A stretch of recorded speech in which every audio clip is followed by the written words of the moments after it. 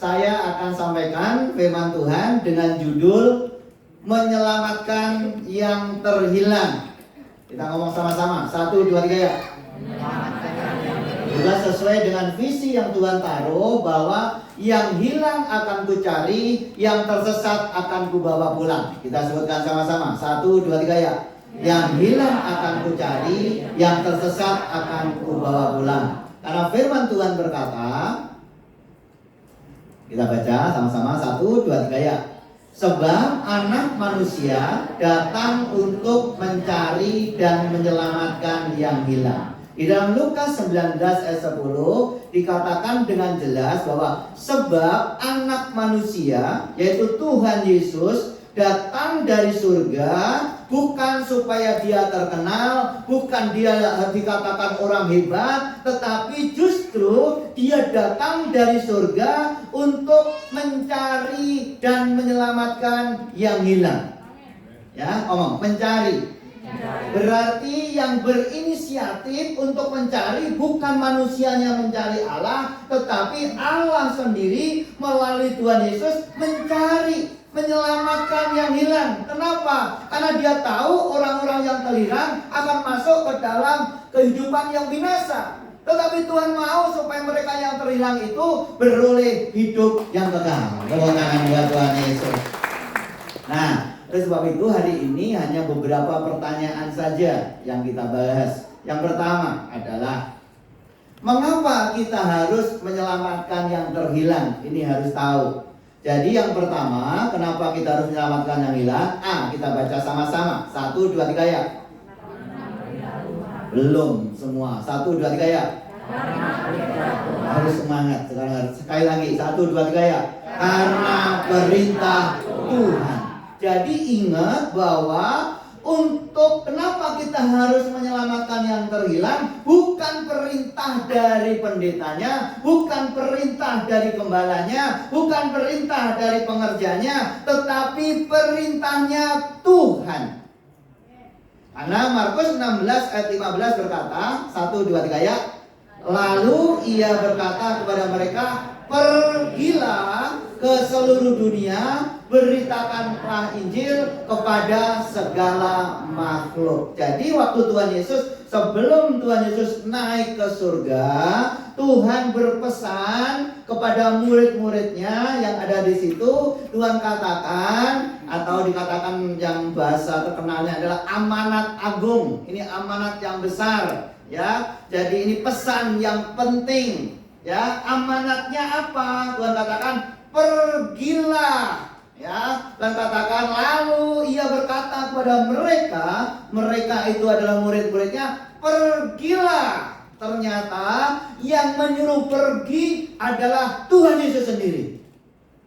Ternyata kita harus menyelamatkan jiwa karena perintahnya Tuhan Yesus supaya kita pergi ke seluruh dunia. Ngomong seluruh dunia. Jadi waktu itu karena fokusnya waktu itu hanya di Israel, tetapi Tuhan mau setelah dia naik ke surga, bukan hanya Israel saja, tetapi seluruh dunia, termasuk Polres di tempat ini. Tepuk tangan buat Tuhan Yesus. Beritakan Injil kepada segala makhluk. Ngomong sama-sama, segala makhluk. Segala makhluk itu siapa? Semua apa? Makhluk, ya. Makhluk apa? Makhluk halus, ya. Jadi bukan makhluk halus. Makhluk yang saya maksud di sini adalah semua manusia, baik besar, baik kecil, baik dari suku apapun, dari bahasa apapun, mereka semua harus diselamatkan. Tepuk tangan buat Tuhan Yesus. Ini maksudnya, perintahnya Tuhan adalah semua harus diselamatkan. Jangan sampai ada satu pun yang tidak diselamatkan. Karena siapa yang percaya dan dibaptis akan diselamatkan, tetapi siapa yang tidak percaya akan dihukum. Jadi Tuhan mau siapa yang percaya dia dibaptis, setelah itu diselamatkan. Tetapi yang tidak percaya, mereka akan mengalami hukuman.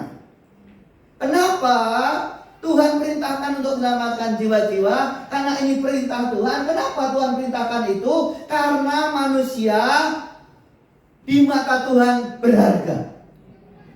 Ngomong, saya berharga di mata Tuhan. 1, 2, 3 ya. Karena manusia itu berharga di mata Tuhan, maka Yesus turun ke dalam dunia ini. Kenapa kok harus turun? Karena kita berharga. Ngomong, saya berharga. Karena berharganya semua orang tadi, baik besar atau kecil, latar belakangnya bagaimanapun, dia kaya atau miskin, di mata Tuhan semuanya berharga. Contoh, waktu Tuhan Yesus ada di Gerasa atau Gadara itu sama, ya. Waktu di Gerasa, Tuhan Yesus akan dijumpain oleh seorang laki-laki. Ternyata laki-lakinya ini adalah kerasukan setan, ya, kerasukan setan. Dan akhirnya orang itu ngomong begini, jangan sakitin kami, ya, jangan sakitin. Kenapa kamu datang ke sini? Jangan sakitin kami. Kenapa dia ngomong seperti itu? Karena Tuhan Yesus usir setannya yang ada dalam tubuhnya. Dan waktu itu dia ngomong, kalau memang kamu mau usir saya, usirlah aku di babi-babi ini. Waktu akhirnya akhirnya Tuhan Yesus menyetujui, akhirnya diusirlah ke babi-babi itu. Dan sebelum itu Tuhan Yesus ngomong, siapa namamu? Legion, artinya banyak. Jadi banyak banget setannya. Setannya banyak banget. Akhirnya singkat cerita, kalau mau ke babi-babi, akhirnya dia usir ke babi-babi itu. Dan akhirnya babi-babinya itu waktu di lereng itu, akhirnya semua terjun ke danau, mati semua. Babinya ada berapa? Babinya ada berapa? Jangan lihat kiri kanannya, kok babi ada di sini? Ya. Coba, babinya ada berapa? Hah? Banyak. Banyaknya berapa? A. Berapa? 1000. B. 2000. C. Kurang lebih 2000. Ngomong 2000. 2000 babi. 1, 2, 3 ya. Tapi ingat waktu ngomong babi jangan lihat sampingnya. Jadi ada berapa? 2000 babi. Bayangkan, 2000 babi akhirnya mereka mati hanya gara-gara satu orang gila tadi. Coba kalau kita hitung-hitung, babi itu 1 kilonya berapa? Hah? 1 kilonya 60.000. 1 kilo daging babi berapa? Hah? Berapa sih yang benar? 80. Hah? Berapa coba? 100 berapa? 130. Berapa sih daging babi? Berapa? Gak pernah makan babi. Ya. Anggap aja 130, karena ada yang 150, ada yang katanya mahal, katanya mahal. Yang murah itu celeng. Ya, pantesan banyak orang celeng. Ya. Jadi ini 130. 1 kilo. 1 ekor babi berapa kilo? Berapa kilo 1 ekor babi itu? 60, 1 ekor 60. 60 itu yang kecil itu ya. Ya. Jadi yang untuk pesta itu yang kecil, yang gede berapa? 100 ya. 100 kilo ada ya? Enggak, 100 kilo. 100 kilo 1 ekor. Tapi 100 kilo kali 130 berapa? 13 juta. 13 juta kali 2000. 13 juta kali 2000 berapa? 36 miliar. 26 ya. Saya korupsi 10 miliar. Ya, anggap aja berapa tadi? 26 M. Bayangkan, Tuhan Yesus hanya untuk mengusir satu orang yang gila, dia tidak memperolehkan uang yang 26 M. Hanya untuk orang gila. Ini menunjukkan bahwa satu orang sangat berharga di hadapan Tuhan. Tepuk tangan buat Tuhan Yesus. Bahkan orang gila pun berharga. Apalagi kita nggak gila. Yang gila aja 26 M, apalagi kita. Harganya berapa? Bayangkan loh, Tuhan aja mau mengorbankan yang begitu luar biasa. Hanya satu orang gila. Ini menunjukkan bahwa kita sangat berharga di hadapan Tuhan. Tepuk tangan buat Tuhan Yesus.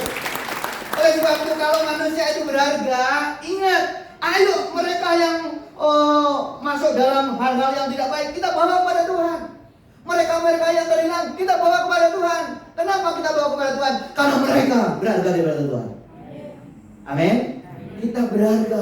Bayangkan loh, 26 M itu dibuang loh. Hargamu berapa? Kecil. Harga kita adalah harga dengan darah Tuhan Yesus yang mahal. Tepuk tangan buat Tuhan Yesus. Seharga darah Tuhan Yesus. Nah, karena Tuhan katakan siapa yang percaya dibaptis dan diselamatkan, tetapi siapa yang tidak percaya akan dihukum. Jadi, ingat yang pertama, kenapa kita menyelamatkan yang hilang? Karena perintah Tuhan bahwa setiap manusia berharga di hadapan Tuhan. Baik. Kenapa kita harus menyelamatkan yang terhilang? Karena kita harus berbuah. Ngomong, kita harus berbuah. Saya harus berbuah. Jadi ternyata selain perintahnya Tuhan, setelah kita percaya Tuhan Yesus, ingat nih, kita ternyata harus berbuah. Selama kita hidup, kita harus berbuah. Berbuah berbicara tentang hidup yang bermakna, bermanfaat, bukan saja bagi diri sendiri, tetapi juga terhadap orang lain. Tuhan mau setelah kita diselamatkan, kita berbuah, hidup kita harus berdampak, hidup kita harus bermanfaat bagi orang lain. Kita nggak boleh egois, nggak boleh hanya mementingkan diri sendiri, tetapi kita harus belajar menjadi berkat bagi orang lain. Maka hidup kita berarti di hadapan Tuhan. Oh, tangan buat Tuhan Yesus. Nah, berbuahnya itu seperti apa? Nah, Filipi 1 ayat 22. 1, 2, 3 ya. Tetapi jika aku harus hidup di dunia ini, itu berarti bagiku bekerja. Baca yang kencang. 1, 2, 3 ya. Tetapi jika aku harus hidup di dunia ini, itu berarti bagiku bekerja dan memberi buah. Jika aku harus hidup, ngomong hidup. Jadi kalau kita hidup harus berbuah, harus memberi buah. Sekarang yang ada di sini hidup atau mati? Hidup. Berarti kalau hidup gimana? Memberi buah. Saya percaya kita semua hidup. Ngomong kiri kanannya, ternyata kamu hidup. Karena kita hidup, Tuhan katakan kita harus memberi buah. Kenapa harus terus berbuah? Baca Matius 7 ayat 19. 1, 2, 3 ya.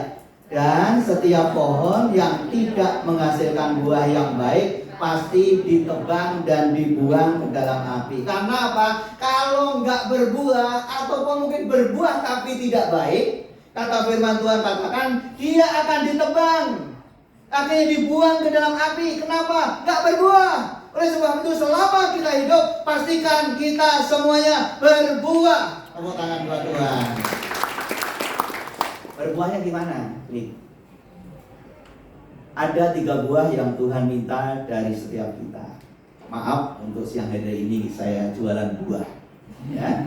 Ada 3 buah yang Tuhan minta dari setiap kita. Buah apa? Yang pertama adalah hasilkan buah sesuai dengan pertobatan. Jadi buah yang pertama adalah buah pertobatan. 1, 2, 3 ya. Buah pertobatan. Sekali lagi 1, 2, 3 ya. Buah pertobatan. Jadi Tuhan mau setelah tadi diselamatkan, kita dari orang yang terhilang diselamatkan, gak hanya sekedar diam saja sudah diselamatkan, tetapi kita harus berbuah. Ya, kita harus berbuah. Buah pertobatan. Buah pertobatan itu apa? Yaitu perbuatan, sifat, karakter, dan gaya hidup menjadi lebih baik dan semakin menyerupai Kristus. Ngomong, hidupku harus lebih baik. 1, 2, 3 ya. Jadi karakternya harus lebih baik. Ya. Terus yang kedua, buah apa lagi? Baca 1, 2, 3 ya. Buah roh, yaitu kasih, sukacita, damai sejahtera, kesabaran, kemurahan, kebaikan, kesetiaan, kelemah lembut, dan penguasaan diri. Ini harus ada. Jadi anak Tuhan harus punya buah roh, yaitu kasih. Ngomong sama-sama, kasih. Di keluarga-keluarga Bapak Ibu sekalian dan termasuk saya harus ada kasih. Suami harus benar-benar mengasihi istrinya. Istri harus menghormati suaminya. Ingat bahwa suami harus mengasihi. Ngomong, suami harus mengasihi. Jadi mengasihi tidak hanya cukup kita ngomong, "Ma, aku mengasihi kamu." Boleh, memang itu harus. Tapi nggak cukup. Mengasihi itu karena kesenangan wanita itu adalah duit. Kalau nggak ada duit gimana? Jadi kalau bukti kasihmu kepada suamimu, kepada istrimu, ingat harus bertanggung jawab mencukupi kebutuhan istrinya. Yang tujuh tepuk tangan buat Tuhan Yesus. Itu harus. Kemarin dari Rabu sampai hari Sabtu saya ada seminar di Uku Timur. Uku Timur itu di Sumatera Selatan, ya. Saya berangkat itu dari bukan naik pesawat. Banyak orang tahunya saya naik pesawat, ya. Saya naik bis. Itu berangkat dari jam 6 sore Rabu sampai sana jam 5 pagi. Ya, enak bener. Terus kemarin pulang itu saya datang itu semalam jam 12:15. Jam 5 pagi harus siap-siap jalan ke sini lagi. Jadi itu perjalanan semalam sampai semalam saya cepet-cepet dulu. Besok kita cepet, besok harus berangkat lagi pagi-pagi. Dan waktu seminar di sana itu menjadi berkat karena pembicaranya 2 termasuk saya. Dan itu untuk pendeta-pendeta yang ada di daerah, bukan gereja yang besar, tapi gereja yang sedang dalam perintisan. Kurang lebih hampir 120 gembala dan istrinya, ya. Jadi hanya gembala, jemaat enggak, hanya gembala dan istrinya. Kita memberkati, ya. Kita hotelnya mereka enggak bayar, kita bayarin, ya. Mereka pulang masih kita kasih transport, makannya semua kita bayarin, ya. Dan mereka diberkati luar biasa. Tetapi yang luar biasa adalah salah satu kesaksiannya, ternyata banyak juga pendeta-pendeta juga masih bermasalah di dalam keluarga. Karena waktu pertanyaan tentang keluarga itu kan ratusan pertanyaan itu saya yang bagian baca itu, waduh, ngeri ternyata. Ya, ngeri. Ternyata juga banyak persoalan, tapi puji Tuhan, hari itu semuanya dipulihkan oleh Tuhan. Tepuk tangan buat Tuhan Yesus. Karena apa? Kalau pemimpinnya dibolehkan, kalau gembalanya dibolehkan, saya percaya jemaatnya pasti dibolehkan. Tepuk tangan buat Tuhan Yesus. Dan apa yang terjadi? Dan mereka ini luar biasa untuk berbuahnya, menginjalnya luar biasa. Akhirnya salah satu peserta umur 73 tahun. 73 tahun itu dia berangkatnya naik motor atau apa waktu itu 12 jam. Ada yang naik motor itu 6 jam dari daerahnya. Jadi ini dari daerah-daerah, tetapi semangatnya luar biasa. Nah, suatu kali akhirnya saya tanya yang umur 73 tadi, "Pak, di sana gimana penginjilannya?" Saya datang ke rumah-rumah, Pak. Sekarang jemaatnya yang bertobat ada berapa? Ada 2. Tapi hebat loh. Terus akhirnya ada yang 5, ada yang 10, ada yang 20, tapi semangatnya luar biasa.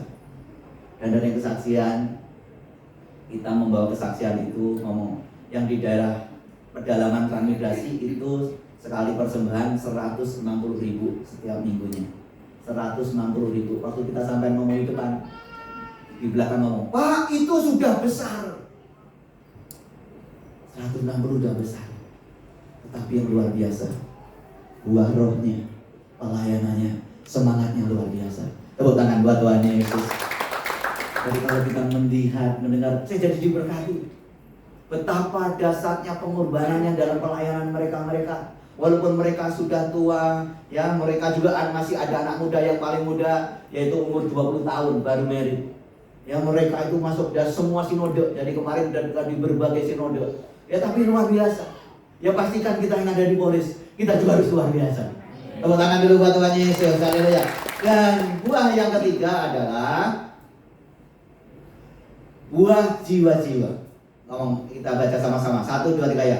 Buah jiwa-jiwa, yaitu ada jiwa-jiwa yang diselamatkan, yang kita bawa kepada Tuhan. Tuhan mau bukan sekedar engkau mengalami buah pertobatan, buah roh saja, tetapi ini penting. Karena dengan buah pertobatan, karaktermu berubah, dan engkau punya buah roh, maka banyak jiwa-jiwa diselamatkan.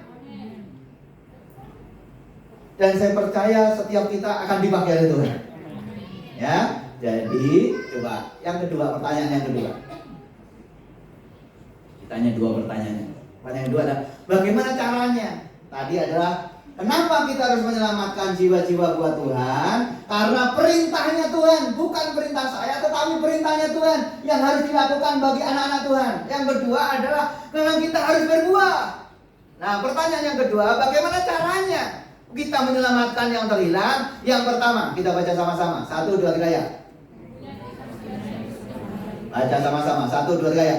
Mempunyai kesaksian hidup yang baik. Karena apa? Ada buah pertobatan, ada buah rohnya. Saya percaya kita punya karakter yang baik, kita mempunyai kesaksian yang baik. Sehebat-hebatnya kita pintar ngomong, tapi kalau karakter kita nggak baik, nggak bisa. Contoh yang sering, dulu papa saya itu senangnya ngerokok, ya, sampai akhir hidupnya ngerokok terus. Ya, kalau merokok itu berhenti ngerokok lagi. Waktu saya ngomong, Pak, udah nggak usah merokok. Jawabannya juga enak dia ngomong. Ya, nggak apa-apa, merokok juga nggak apa-apa kok. Justru ini obat apa? Obat cacing katanya. Obat cacing.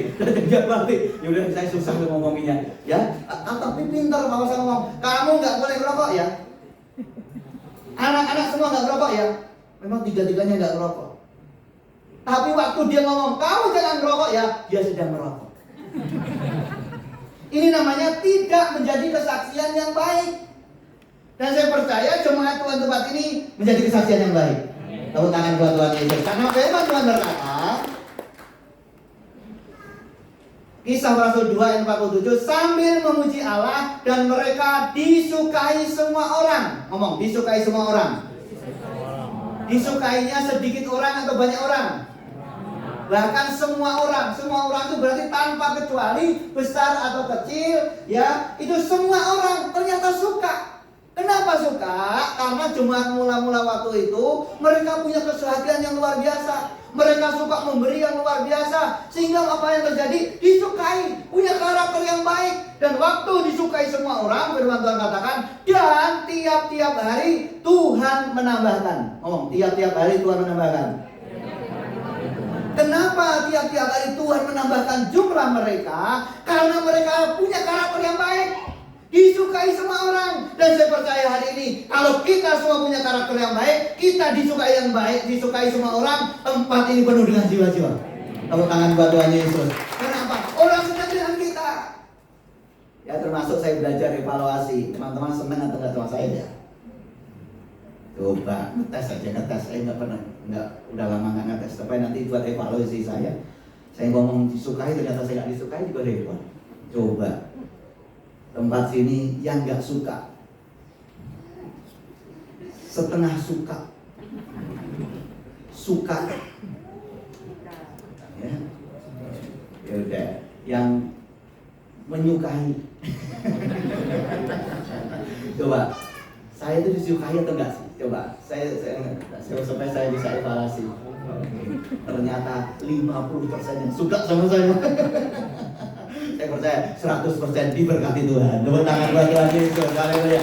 Jadi disukai waktu saya tambahkan. Saya percaya kalau kita punya karakter yang baik, pasti orang-orang akan datang ke tempat ini. Coba anggap saja ini berapa nih? 100 berapa ini? 130-an. 130 bawa 1 jiwa sudah berapa? 260. Minggu depan tempat ini 260 siang. Tepuk tangan buat Tuhan Yesus. Tapi catatannya gimana caranya? Kita harus mempunyai kesaksian yang baik. Amin. Ada seorang, saya datang ke salah satu anak Tuhan, tapi udah lama nggak ke gereja. Tapi saya tanya, Bapak, kenapa Bapak nggak ke gereja-gereja? Jawabannya gampang, enak dia ngomongnya, Pak. Sebelum istri saya bertobat, saya nggak mau ke gereja. Memangnya bertobat apa? Dia cerewet sekali, Pak. Dia setia ke gereja tapi cerewetnya terus menambah. Cerewetnya luar biasa. Percuma dia ke gereja, Pak. Itu namanya tidak menjadi kesaksian yang baik. Tapi saya percaya di tempat ini punya kesaksian yang baik. Tepuk tangan buat Tuhan Yesus. Haleluya. Baca sama-sama. 1, 2, 3 ya. Kesaksian hidup yang baik lebih berdampak daripada 1000 kata-kata. Jadi walaupun kita punya karunia ngomong sehebat-hebatnya kita, ribuan kata, tetapi percuma tanpa adanya sikap hidup yang baik. Karena sikap hidup kita, karakter yang baik melebihi daripada 1000 kata-kata.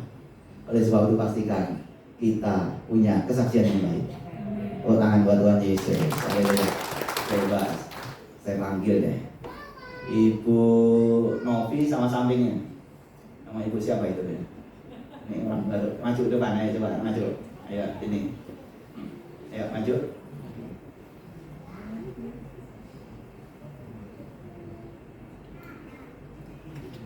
Ya. Ini sini Bu. Maskernya dibuka. Ya. Sekarang saya mau tanya, Ibu datang ke sini siapa yang bawa? Ibu namanya siapa? Novi juga. Oh, Novi juga. Iya, puji Tuhan. Jadi nanti sekali waktu kita KKR khusus Novi. Mbak Novi, bawanya Novi. Ibu Novi asli mana, Bu? Medan. Bu asli Batak. Gimana Ibu Novi bawa Novi? Gimana kok ngajak? Gimana caranya?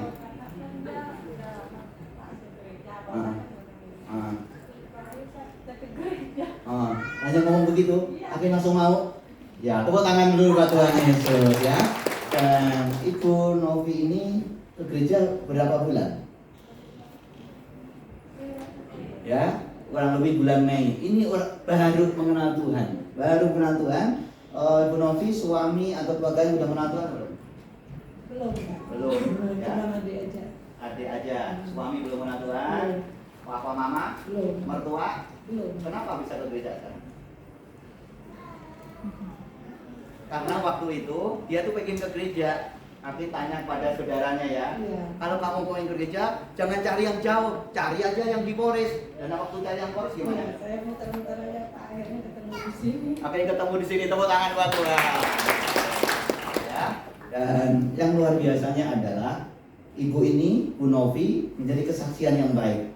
Baru mengenal Tuhan, sudah bawa jiwa. Tepuk tangan dulu buat Tuhan. Ya. Yang luar biasanya lagi adalah Ibu Novi ini disimprok bisisinya sampai yang suaminya belum kenal Tuhan ikut nggak?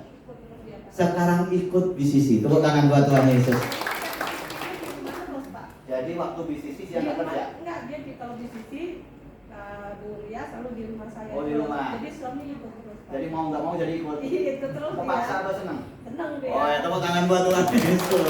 Ya, luar biasa loh. Dia belum kenal Tuhan, akhirnya suaminya tepat waktunya pasti mengenal Tuhan. Tepuk tangan dulu buat Tuhan Yesus. Haleluya. Ya. Dan kesaksian yang luar biasa lagi adalah ibu ini sakit. Ya, sakit. Sakit bisa diterangkan sedikit dan bagaimana Tuhan pulihkan. Jadi sakitnya ini sakit apa pun namanya? Kanker payudara. Ya, dia kanker payudara. Waktu datang sini ini dia sedang lemah. Dalam kondisi yang lemah dan kondisi yang dia nangis, ya, karena dia kena kanker.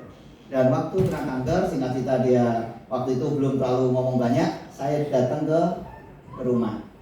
Nah, apa yang perlu didoain karena kanker ini dan kata dokter ini, terus singkat cerita seperti ini.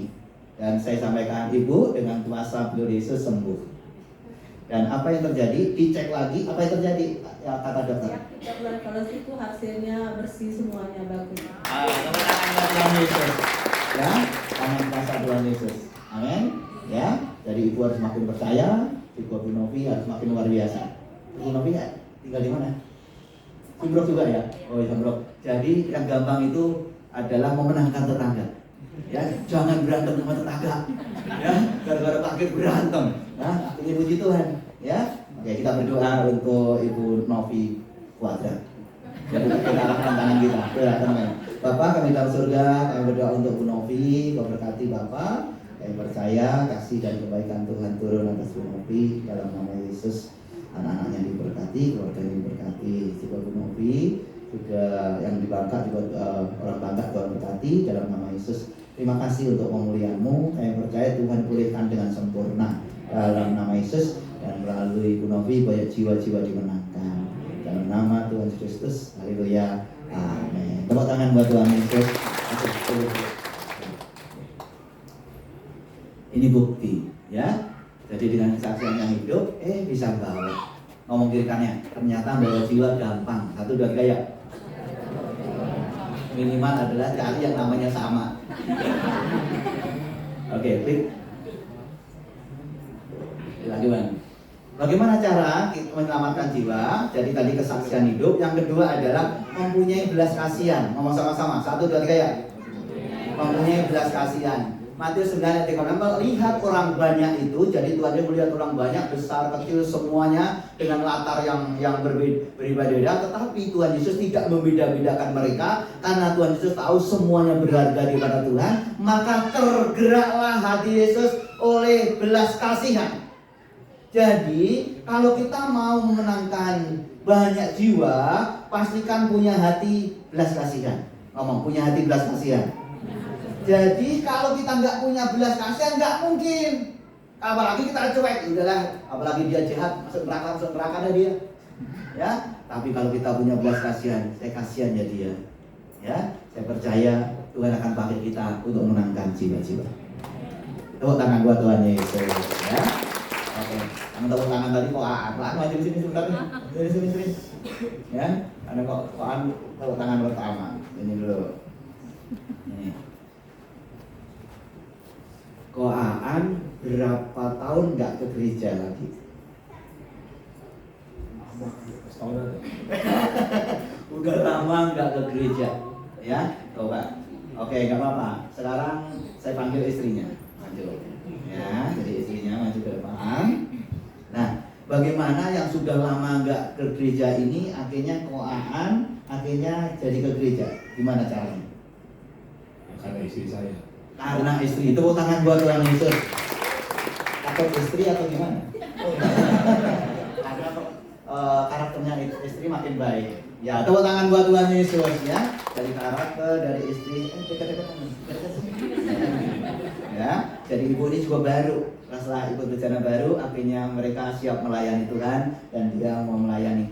Dan waktu saya datang, suatu kali saya datang ke rumahnya karena ibu baru, ya. Dan waktu saya ngomong, Bapak ada nggak? Oh susah Pak ketemu, karena pulangnya malam terus. Oke nggak apa-apa Bu, saya datang siang juga nggak apa-apa. Dan ternyata waktu saya datang, beliau ada. Tepuk tangan buat Tuhan Yesus. Dan waktu datang, ayo Pak ke gereja lagi. Dan apa respon Bapak? Ya saya sih sebetulnya mau ibadah lagi Pak. Berarti. Karena waktu itu kan pas habis COVID, saya berhenti. Selama selesai COVID, ya masih berhenti. Puji Tuhan, akhirnya sekarang setia kepada Tuhan. Tepuk tangan buat Tuhan. Dan yang luar biasanya adalah waktu ikut retreat istrinya, beliau tetap ke gereja walaupun tidak bersama dengan istrinya. Tepuk tangan buat Tuhan Yesus. Haleluya. Terima kasih Pak An, terima kasih Ibu Sally, Tuhan berkati.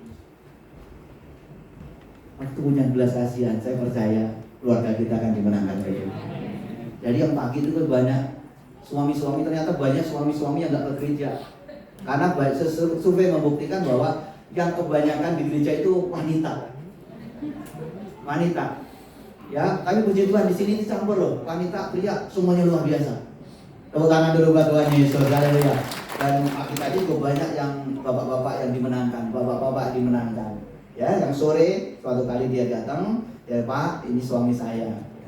Tapi suami saya belum mengenal Tuhan. Tapi sekarang sudah mau ke gereja. Akhirnya saya doain, ini sekarang mengenal Tuhan. Sekali lagi tepuk tangan buat Tuhan Yesus. Punya belas kasihan. Klik. Belas kasihan adalah perasaan Allah yang ditaruh di dalam hati kita supaya kita bisa merasakan apa yang dirasakan Tuhan. Jadi apa yang dirasakan Tuhan adalah jiwa-jiwa mereka berharga dan Tuhan mau juga seperti itu. Ya, yang terakhir, bagaimana cara memenangkan jiwa? Ya, jadi tadi kita punya karakter yang baik, punya dampak yang baik, ya. Yang kedua tadi kita juga dan yang ketiga kita mempunyai kemampuan untuk melangkah. Kemampuan untuk melangkah. Ya, jadi ingat waktu kita sudah menjadi kesaksian, menjadi contoh yang baik, jangan diam saja, melangkah. Firman Tuhan berkata, Yohanes 20 ayat 21, 1 2 3, sama seperti Bapa mengutus aku, demikian juga sekarang aku mengutus kamu. Sekarang aku mengutus kamu. Maksudnya apa? Mengutus itu artinya adalah kamu sekarang melangkah, bertindak. Tuhan mau supaya setiap kita melangkah. Ngomong sama-sama, melangkah. Jadi kita tidak diam saja melangkah. Melangkah kemana? Ya melangkah kemana pun kau melangkah. Contoh kalau Bunik sama Pak Ayung ada di Simpruk juga, ya langganan apa itu? Langganan air, langganan gas. Ya kalau yang belum mengenal Tuhan, akhirnya mengenal Tuhan. Kalau Ibu sama Novi juga Simpruk, kalau beli air kemana? Ke Bunik. Ya ke Bunik. Dulu waktu saya ngomong itu, memang bener Bunik itu Jumat. Iya Jumat. Akhirnya Bunik jadi ikut juga sama-sama PCC. Tepuk tangan dulu buat Tuhan Yesus. Dari langganannya. Ya, waktu kita bekerja, teman pekerjaan kita, yang lebih gampang adalah yang homogen. Homogen itu gimana? Coba sekarang yang orang Batak, angkat tangan. Orang Batak. 1, 2, 3, 4, 5, 6, 7, 8, 9, 10 orang Batak. Orang Batak lebih gampang memenangkan orang Batak. Karena apa? Bahasanya gampang. Tetapi dalam seminar kemarin itu katanya susah karena orang Batak itu pinter, karena sudah terlalu pinter firman Tuhan. Ya.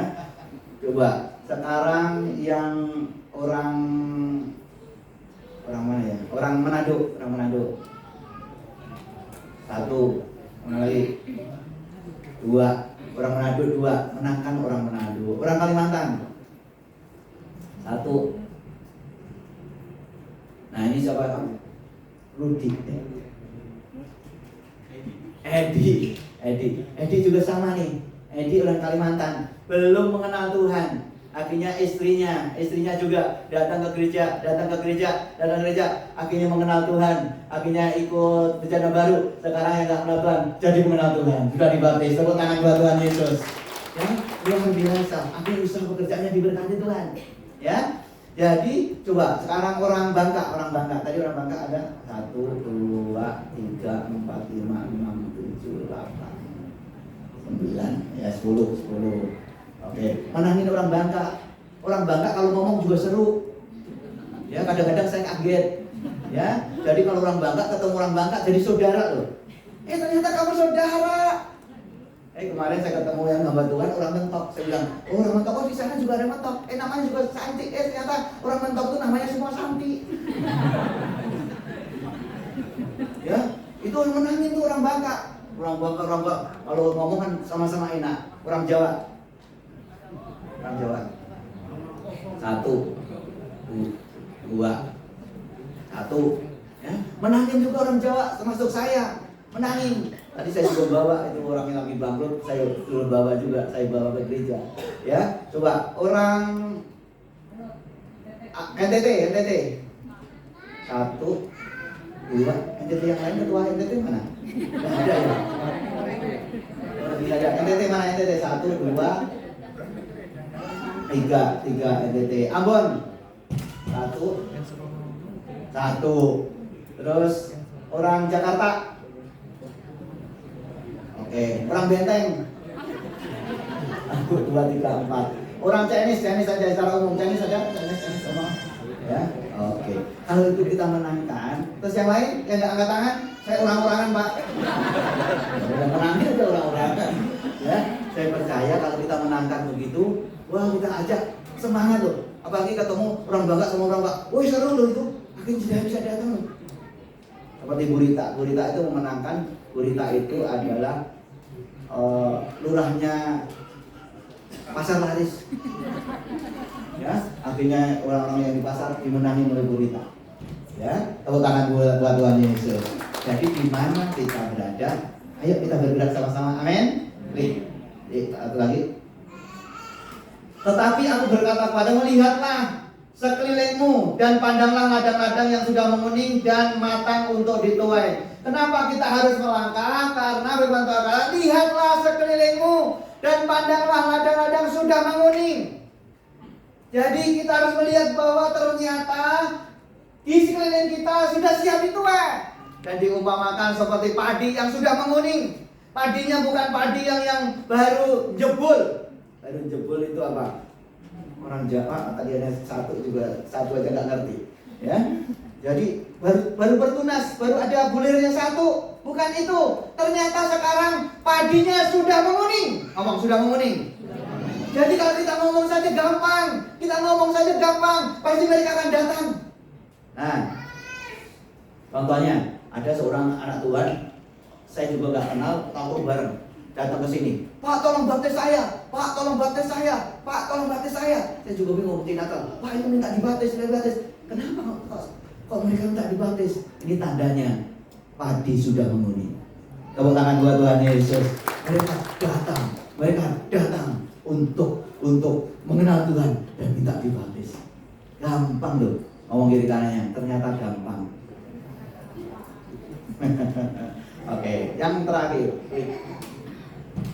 Ya, baca sama-sama. 1, 2, 3 ya. Siapapun saudara bisa dipakai Tuhan untuk membawa dampak besar bagi gereja dan dunia ini dengan menyelamatkan jiwa-jiwa yang terhilang. Setiap kita bisa dipakai oleh Tuhan. Tepuk tangan buat Tuhan Yesus. Haleluya. Tuhan Yesus memberkati kita semuanya. Mari kita semua bangkit berdiri.